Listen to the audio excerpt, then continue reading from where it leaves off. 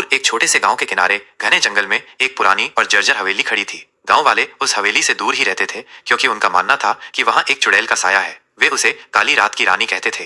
कहा जाता था कि वो पूर्णिमा की रात को निकलती है, हवा में उसकी भयानक हंसी गूंजती है और जो कोई भी उसे देख लेता है वो कभी वापस नहीं आता। कई साहसी युवकों ने उसे चुनौती देने की कोशिश की, लेकिन सुबह उनकी सिर्फ ठंडी लाशें ही मिली। एक दिन गांव में एक नया युवक आया जिसका नाम अर्जुन था। वो बहुत बहादुर और निडर था। उसने गांव वालों से चुड़ैल की कहानी सुनी और उसे विश्वास नहीं हुआ। उसने फैसला किया कि वो सच का पता लगाएगा। उस रात जब चांद पूरा गोल था, अर्जुन हवेली की ओर चल पड़ा। उसके हाथ में एक जलती हुई मशाल थी। हवेली के पास पहुंचकर उसने देखा कि सब कुछ शांत था। दरवाजा खुला हुआ था, जैसे कोई उसका इंतजार कर रहा हो। वो अंदर दाखिल हुआ। हवेली के अंदर अंधेरा और सन्नाटा पसरा हुआ था। धूल और मकड़ी के जाले हर जगह थे। अचानक उसे एक ठंडी हवा का झोंका महसूस हुआ और एक धीमी कर्कश हंसी सुनाई दी। अर्जुन ने अपनी मशाल उठाई और देखा, एक बूढ़ी औरत जिसके लंबे उलझे हुए बाल थे और आंखें आग की तरह चमक रही थीं, उसके सामने खड़ी थी। यही काली रात की रानी थी। चुड़ैल ने एक भयानक चीख निकाली और अर्जुन पर झपटी। अर्जुन ने अपनी मशाल से उसे रोकने की कोशिश की, लेकिन वो हवा में तैरती हुई उसके चारों ओर घूमने लगी। फिर अर्जुन को याद आया कि गांव के एक बुजुर्ग ने बताया था कि चुड़ैल को किसी पवित्र चीज से डराया जा सकता है। उसने अपनी जेब से एक छोटा सा हनुमान चालीसा निकाला